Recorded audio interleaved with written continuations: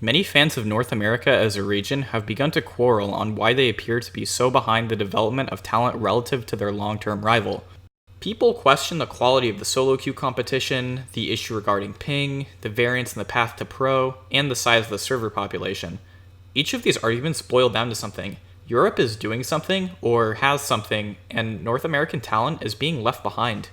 People have begun to advocate, sometimes seriously, sometimes half mockingly, that North American talent should simply just move to Europe and take advantage of the European regional leagues. And if they're actually good, they'll just succeed and be picked up by an LEC team or get scouted by a North American team. The prestige of the European Regional League will, ironically, be capable of bestowing North America with a revitalized generation of young talent, returning to their homeland after cutting their teeth on foreign competition. People are mostly beginning to talk about this now, but in reality, this exact thing happened several years ago, and it's by no means a unique idea in any capacity. For proof, all you need to do is take a look at the AD carry of Radiance, Andybendy. When one pictures the career trajectory of a typical professional player, one may think of a player hitting Challenger, spending time in Amateur, making it onto a substitute or academy position of a professional organization, and then finally being promoted onto a starting position. Maybe if they're European or Korean, they'll even head abroad and conquer a foreign league somewhere. Andybendy's career is extremely far from that idealization, but still respectable in its own way. Andybendy spent the early years of his career bouncing around challenger tier rosters, usually only spending a few weeks before needing to leave in order to focus on something else in his life. In fact, his longest stint on an amateur team was only around 3 months. That all changed in 2018 when Andybendy was offered to join Optic Academy, which featured a roster of Dokla, a yet-to-be-decided jungler, Palafox, Andy himself, and Winter. This roster was completely doomed to fail. On paper, the roster actually wasn't that bad. Both of their solo laners were exemplary at the time relative to Academy. Andy was a pretty bad AD carry, but not the worst, and Winter was actually known for his melee-oriented champion pool, which was very meta at the time. The first obstacle the team had to overcome was finding a jungler. Optic had the option of choosing Kadir, Maxi, Skeens, or Selfmade. At this point, most of these players had no experience. Selfmade was known for being a solo queue prodigy, but ultimately the association of him with the club L9 dissuaded the team from picking him up. The team collectively chose Kadir. He was by far the most experienced jungler at this point, and honestly, in retrospect, it's hard to say they actually made the incorrect decision. Kadir wasn't a great jungler in Academy, but he did play the meta Sejuani without protest, and that's more than respectable. The next issue that Optic faced was acquiring visas for their foreign players. Winter was Canadian and Kadir was Dutch, and both players would have issues acquiring visas to work in the United States. So Kadir and Winter were actually playing from Canada for a lot of the Academy split, leaving Optic isolated while other teams would play in gaming houses next to the tournament realm. Oh yeah, the tournament realm. That server based in Los Angeles? Yeah, most Academy teams lived around or in gaming houses that were relatively close to that server and would occasionally scrim the LCS team of their organization. Not Optic. Their gaming house was in Texas. They would play on an upwards of around 30 ping in their Academy matches, while other teams would play on less than 10 since they all lived in the immediate vicinity of said server. These teams would have a massive advantage over Optic come game day. Oh yeah, teams. By the way, Optic Academy didn't actually scrim after Dokla's promotion to LCS following Week 5, since he was splitting time in LCS scrims. Optic Academy didn't use Zig, they simply didn't scrim at all. They did pick up Piecake Lord near the end of this split, but at this point it was already too late. The 6-6 Optic crashed into a 6-game loss streak and dropped all the way down to 9th place. Oh yeah, and Optic Academy didn't actually have a coach. The extent of the experience of the players on Optic at the time were Dokla's stint in OPL and an Echo Fox bootcamp Palafox attended. All of these things culminated in an unwinnable split. Just take it from Andy himself. I mean, it was my first team and my first live-in situation, so that part was super fun. I just enjoyed being with most of the guys, even though the house wasn't always full, because both Kadir and Winter had visa problems throughout the season. So at one point, I think it was just me and Palafox. So we were playing on 30 to 40 ping, even to TR, because we were in Texas instead of LA. So we had a disadvantage on match days because they played 60, 70 ping on live, but they played 10, 8, 12 ping on TR. But I don't think it was a good team. We didn't really have a coach.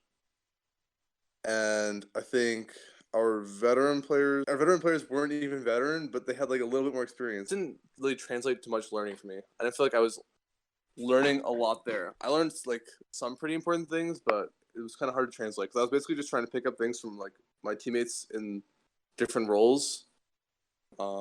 Yeah, because me and Winter were both like close to no experience. If you do the math, that means the only people living in the Optic Academy team house at points were Andy and Palafox. But this didn't stop Andy from trying to make the most of a bad situation. Andy would try to learn from the little experience Palafox had, and would further himself as a player. Andy would take concepts from mid lane like trading patterns and mana management and implement them into his own play, but these did little to improve his performance immediately. Individually, in his time at Optic, Andy was a defensive player playing in what was likely one of the slowest metas in League of Legends history. This was right after Season 7 Worlds, where each AD carry would start either Relic Shield or Dorn Shield and do nothing in the laning phase. 20-minute games where neither team would acquire First Blood were very typical. While Winter wasn't an awful support, he didn't have the strength in lane like most supports did, and as a whole, Winter and Andy were a pretty bottom-tier bottom lane. Winter is likely the type of player who would have worked best with an experienced AD carry who needs a support to keep him safe in lane and facilitate his scaling, and Andy at this point in his career was an inexperienced AD carry who needed his support to take the lead in lane. Overall, it was just a disaster combination. Andy was the only AD carry in the entire league who had more deaths than kills on average, and to keep it brief, he was just not ready for NA Academy. He still had a lot more work to do in order to succeed in a competitive environment. After spring, Optic would replace Andy with... Oh, that's ironic. Andy already had his next move set up. While no NA Academy team would take him, Andy would use his connection with Kadir, who in turn had connections in EU, in order to join Team Enclave in the United Kingdom. Andy has Czech citizenship jus sanguinis, and at that time, Brexit hadn't occurred yet, so Andy wouldn't need a visa to live in the United Kingdom in the immediacy. Andy joined a roster of Rifty, Monkiz, Aaron, and Haddo in the 2018 Summer Series of Forge of Champions. Enclave was a very good team in this period. They weren't consistently first place, but they were capable of defeating teams such as Excel Academy and comparable teams. Misfits Academy would enter EU Masters through Forge of Champions Grand Finals, but Enclave secured their spot through points and entered play-ins, which was where Andy would truly test his mettle. Enclave would inevitably drown in the play-in phase of the tournament, and while they died quietly against Genside and NIP, Enclave did play a lot of genuinely compelling games. It's worth noting that this play-in had some of the most stacked rosters in EU Masters play-ins history, with names like Treats, Larson, Kaiser, and Inspired among others. I'll be choosing a few of these games to talk about in depth. Before running down the games, I want to describe the Enclave roster that Andy was playing with. Rifty was a solid carry top laner who was most comfortable playing side lane threats such as Fiora, Gangplank, and Camille, but was just as capable of performing well on tanks. Monkiz was an archetypal support and control style jungler, with picks like Sejuani, Zac, and Trundle. Aaron was a legendary mid laner who specialized in carry and control mages. He was known in solo queue as one of the best Azir players in EU, but his Ryze and Orianna were comparable threats since Azir was not a great pick at the time following his nerfs in the spring split earlier in the year. Aaron was also capable of playing Akali, which was extremely meta at the time, but he wasn't as experienced on it relative to his other picks. Haddo was another big name in the UK scene, and he mostly preferred to play melee matchups. Alistair was his most picked champion, and generally he specialized in providing engage for the team. For Enclave, so they pick up the quick Alistair, right? So this is still one of those very contested things. It's literally the only champion Haddo plays. It's literally Haddo. Like I was trying to stay away from that, but yeah, okay. It literally is the only champion he plays. Andy himself had changed a lot since his last setting in North American Academy. His passive playstyle was gone, and instead Andy was starting to play to win lane and became more aggressive overall. Andy held an ace up his sleeve. He was one of the best Dravens in EU, and at the time was likely the best Draven in the entire tournament. In the entirety of EU Masters, Draven was banned 7 times, and 5 of those were against Andy. Andy never had the opportunity to pull his ace due to these bans, but a skilled Draven player was capable of running over the meta 80 carries Kai'Sa and Xayah, as showcased by Hans Sama in the summer split of EU LCS. The trade-off is the pick is risky and extremely difficult to execute, but the play-in teams feared Andy's Draven, and letting him acquire this pick was not a possibility. The first opponent Enclave faced off against was Vodafone Giants, an opponent representing the Spanish Superliga Orange. At the time, Spain was regarded as home to the most powerful and competitive regional league. Vodafone Giants finished second in the regular season and fell to a surging Mad Lions in the playoffs of Superliga Orange. This roster would feature Japa, a Serbian top laner who excelled in his tank play, particularly Shen and Cho'Gath. He was no stranger to mixing it up with Irelia or Camille though. He was a solid top laner, but favored tank matchups at the time. In the jungler was Razork, who was capable on the meta Sejuani, Trundle, Olaf, and Zac, but also held the lethal Kindred in his pocket and proved capable of carrying on it in the Spanish playoffs. In the middle lane was Koshtalan, a Polish mid laner who played a diverse set of champions. AD carry was superstar Deadly, a 19-year-old AD carry who was regarded as the best in his position in play-ins, and accompanying him was support Denik, who prioritized engagers such as Alistar and his pocket Shen that Giants would flex between the top and support roles. Andy would be playing his Tristana with Hado on Alistar into Deadly's Kai'Sa with Denik on Braum. Tristana has the edge in the early game all-ins provided she can avoid the stun from Braum and coordinate an all-in with Alistar, but Kai'Sa has a much stronger mid-game before Tristana acquires her more expensive items. Braum also provides Kai'Sa with a lot of defense throughout the early game and can create a lot of space for her with his passive, shield, and ultimate. The game begins with Razork's early game onto Aaron getting denied by Monkas, and while Razork crosses back into the bottom side river for Scuttlecrab, a heads-up play by Hado allows Monkas, Aaron, and Andy to collapse onto Razork for first blood. Okay, Hado moving through, and he does take the knock up. He takes the crab as well. That's gotta feel bad, man, for Razork. And now Monkas, Denik, they're all in the mix. There's a flash forward. We're gonna be in for some early first blood. Razork is gonna go down as Hado flashes away, trying to get the heal, command protect, and he lives. Even Deadly's getting into the mix, but he's forced to flash the wall. There are just summoner spells being burned left and right, and Denik is frozen. Puts up the shield, but I don't know how much longer he's gonna live. Bendy has the kill in his eyes, trying to pick that one up. Double boss for Monkas, and he gives the kill away. That's what you... The rest of the laning phase was relatively passive, but Andy's Tristana kept Deadly's Kai'Sa under his tower, and this priority facilitated Monkas' invades onto Razork. Andy would win the laning phase by taking the first tower, while Giants rotated their lanes onto Rift Herald. Come mid-game, Andy would rotate with Hado and Monkas to siege towers and set up kills onto isolated enemies. Aaron was the focus of enemy aggression this game, and numerous ganks onto middle lane set him far behind in the mid-game. Andy would rotate to as many waves as possible to keep pace with the enemy carries, but Giants' easier access to jungle camps and waves by virtue of their advantage was slowly beginning to starve Andy out of his own advantage over Deadly. An engage onto Andy was shifted onto Hado, who survived much longer than expected and allowed Rift to land a fantastic Scion ult with Andy pelting out lethal damage from the backline. Cashflow's not here, so this is a 4v5. Shockwave gonna go pull back one. It's gonna be Denik. Is that going to be enough? Will they trade on the supports? Denik does take a lot of damage, but it's huge investment here, and the rest of Giants are able to output the damage. Enclave are walking away empty-handed, and they might even lose out on this one. There's the killer. Deadly going around the side looking for Aaron, and he's going to fall. Japa gets the final shot, and now it's gonna be Bendy coming back in, looks for Razork, and it looks like we have a seriously hectic fight all over the mid. Health bars dropping, double kills, shutdowns, everything going through. Japa Rift, he's able to get it on the zombie Scion! Oh no, the beautiful fit. Enclave pick up Baron and narrowly escape Koshtalan's rise. While sieging the top inhibitor, Andy fumbles a player that echoes throughout history. He mispositions following his front lines engage and overcommits to an unwinnable fight. Little far forward and tanks a bit of damage on the barrel, but there goes Hado, and it's the cowball delivery system. Yeehaw! Here goes Enclave into the back of the fight. Japa does take down Bendy to kick things off, and it's still going back and forth. Aaron does get stunned up in there. There's a lot of tanks on top of him, so it looks like Enclave might have bit off a little more than they can chew as a shutdown gold given over to Deadly. Double kill now for Japa, and Enclave pull the trigger, but they're the ones who get gunned down. That was dreadful. Giants hold a 10,000 gold advantage at this point, and the one tasked with moving this mountain is Andybendy's Tristana. Giants look to secure an end over Enclave through a fight in the bottom lane. Japa's Gangplank looks for a flank, but the barrels are defused by Aaron and Andy, and the fight shifts in the favor of Enclave, while Hado lands a fantastic knockup onto the enemy front line, allowing Andy to pick up the fight. Hectic fighting going on in the back, but Castellan stays strong. There's a shutdown there from Monkas, and now it's turned back around. Once again, Enclave fighting the fight. They need Shockwave pulling in two. Castellan trying to take Aaron down, but he's not going to be able to find it. Deadly will instead. He goes golden, but that's three members of Enclave sitting on top of him. Going forward, CC train is real, and Enclave hold true.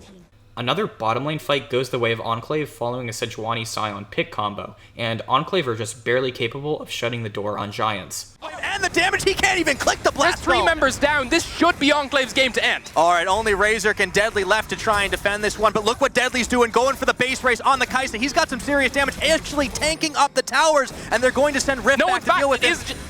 Okay, no, you did get Rift back. This is going to be it. All right, looks like this will be the case. So Enclave, they decide to call the bluff, sending Rift back while the rest of the team is able to make it happen. Bendy knocking Razor away, and with the Nexus Bear, 40 minutes on the clock, Enclave score a win for the UK scene.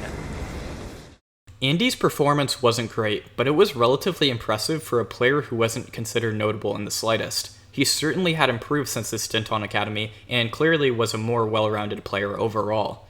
Enclave would go on to lose their next few games, but they did have one final chance, and all they would need was to defeat German team Mouse Sports, the second team from the DACH region. Their roster consisted of a versatile Vardain in the top lane, 16-year-old jungle superstar Inspired, control mage specialist Yenax, AD carry Konyo with his pocket Jhin, and rookie support Gistic, who you may now recognize as Kaiser. Andy would be playing Kai'Sa into Konyo's Jhin, who at this point was using Rune Hail of Blades in combination with Stormrazor Rush for an early item spike. Konyo's Jhin was a comfort pick, while the Kai'Sa was the more meta AD carry. The support matchup was Haddo's Alistar into Kaiser's Braum, so overall the lane was pretty even. Mouse had the better lane priority and utility, but Enclave had the scaling advantage. Unfortunately, the rest of the map was not ideal. Camille is capable of doing really well into Gangplank after the laning phase, Trundle is an obvious hard counter to Sejuani, and while Akali was absolutely broken at the time, Vel'Koz with Glacial Augment does have good tools to deal with her. The game begins with Inspired putting Monkiz on the ropes early by invading his jungle and setting him behind throughout the early game. Rift was capable of using Gangplank's early pressure to poke down Vardain, but Inspired barely saved Vardain in a gank in top lane and grabs first blood. Since Inspired dominated the early jungle and got Dragon earlier, Enclave literally have zero substantial response on the bottom side when Mouse's bottom lane just walks away from their tower. Come second Dragon spawn, everything has fallen apart. Yenax was capable of non-interacting himself to victory in the mid lane, Enclave have the losing mid jungle 2v2, Konyo and Kaiser kept forcing lane priority with Jhin versus Kai'Sa, Monkiz was extremely behind in jungle, and Mouse Sports have 2 Infernal Dragons. The game seems already lost. A skirmish on the bottom side goes even, but results in Andy picking up a kill before narrowly escaping. Therefore, it's decided. This game is up to Andy. It was still hopeless, but this is the game where Andy had the potential to step up and force his team onto the qualifying round.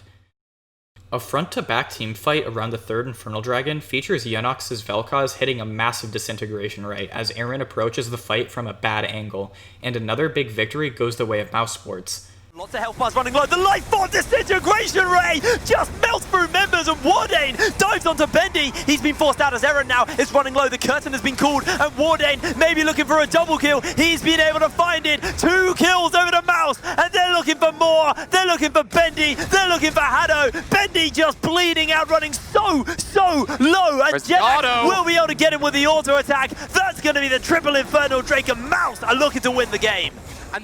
Later in the game, Andy leads his team in an act of desperation onto Yenax, and picks up a kill and a dragon in return for Andy's summoners. A fight around Baron narrowly goes the way of Mouse Sports. Enclave have no tools to stop the Vel'Koz from tearing through their team around objectives. When Enclave used this Baron to siege, Haddo finds a great knockup onto Inspired, and Enclave used the space effectively in order to avoid the Braum and Vel'Koz ultimates. Andy wails on Mouse Sports' frontline and picks up 2 kills as Mouse Sports get Enclave's inhibitor before retreating. He's going to get sent back out. In goes the Killer Instinct, and that will be a kill answered out. It's a 2-for-1, but Eren will get picked up a 2-for-2 in favor of Mouse as they can continue to siege. I mean, you say in favor, Enclave can re-engage this one if they could find it. Bendy's forced out though. Konyo now setting up the ultimate as well. Haddo is low, Rift is there. It's going to be the inhib going down for Mouse Sports. They get 2 inhibs. Enclave were down 10,000 gold that fight, but narrowly came away with a small victory. The final fight in top lane demonstrates how outdrafted, or perhaps narrow-minded, Enclave are. There is no conceivable way for Enclave to play a front-to-back team fight, and the team fight appears to be in reenactment of the Battle of Frontiers from World War I. An entrenched Vel'Koz guns down Enclave as they try to approach. Aaron and Andy pursuing the enemy team from the same direction dooms so many of these team fights. Slow road, and he can just not do anything. He is running away. Rift jumps in, not going to be enough. Gistic trying to get the damage, and down goes Bendy. It's a triple kill onto Konyo, and this could just be game. And it was the desperation played there from Enclave, but it's not enough. That desperation does not pay off. It is Mouse Sports who used their early game. They snowball it, and while it wasn't particularly clean, they still close it out. They still keep themselves in play and contention. The inhibitor falls at 33 minutes. Enclave are out, and Mouse going to take that 5th spot and get themselves one last chance to make it into the group stages. This was the end of Andy's time in EU for now. Before I move on from the EU arc, I do want to briefly talk about Andy's overall performance. It wasn't great. It was good, and likely better than expected, but it wasn't at the level of the other AD carries at EU Masters. Andy was fortunate to be surrounded by great players in each position of his team, but it was an experience worth having. Andy clearly grew, and his exceeding of expectations showed personal development, and his pursuit of this development, in spite of his failures, did show a large degree of perseverance and determination. I couldn't fit this in anywhere else, but Andy's mid laner Aaron agreed. He was surprised by Andy's performance. Despite being from a weaker region than EU, he did show that he was capable of competing with the native AD carries. After returning to North America, Andy bounced from amateur team to amateur team, rarely spending more time on one than a month, and mostly pursuing substitute positions out of necessity, but not due to his own lack of talent. Andy decided that his next move would be to join collegiate roster Columbia College following the acquisition of their new roster. Andybendy and Papa Chow would join Rovex, Nintendude, and Misty Stumpy. Collegiate VODs this season are scarce, but Columbia College was around a top 5 roster in collegiate, somewhere around Maryville, Winthrop, UCI, and Harrisburg. The season was cancelled due to some sort of weird cough people had. I can't really remember what that was about, but basically people got sick and the tournament was cancelled. Columbia College would compete in UPL 2020 spring, but the team would just end up forfeiting their matches. There was one particularly interesting that happened while Andy was in college, and that was Andy meeting Papa Chow. Papa Chow was a great help in teaching Andy how to further his laning as an AD carry, and his aggressive playstyle would allow Andy to excel. Andy would split time with fellow AD carry Bucksack, but Bucksack wasn't necessarily better. Collegiate competition is relatively low level 99% of the time until you actually reach higher brackets. 9 times out of 10, Columbia College would just be smurfing on absolute giga randoms in competition, and most of their practice would come from scrims against the relevant teams. Therefore, the AD carry they started was pretty superfluous. Papa Chow and Andy is still a lane that I'm interested in seeing against actual competition, but trying to find good footage of them is like peering through a door's fisheye lens.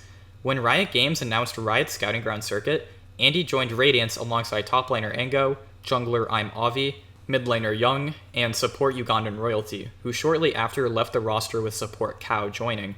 Radiance got off to a rocky start in the SGC, but as time passed, the roster started coming together. They dropped out of Big early, fell out of Cup in groups, but they smashed Focus, Upsurge, and Risen, and picked themselves up after a poor start to LWL. Throughout the circuit, Andybendy was considered a player to watch and was heralded as one of the best AD carries in the circuit. Andy and Cow play a threatening lane, particularly on aggressive picks like Tristana and Callista.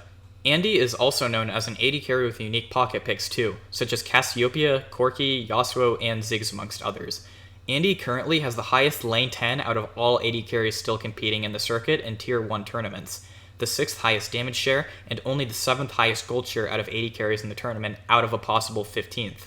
Andy is given a lot of resources in the early game, but he is more than capable of using these resources well, and it's not as though his team is comprised of slouches either. He's surrounded by capable players who are just as deserving of resources. Andy is simply worth the gold his team puts into him, and he continues to deliver them to victory. Next week, Radiance will begin their final run in the SGC playoffs, where they will face off against the best teams in the circuit to clinch their place at Scouting Grounds. Between his start in Academy, development in Europe, and continued career throughout collegiate and amateur, there's something that's different about Andy relative to his colleagues.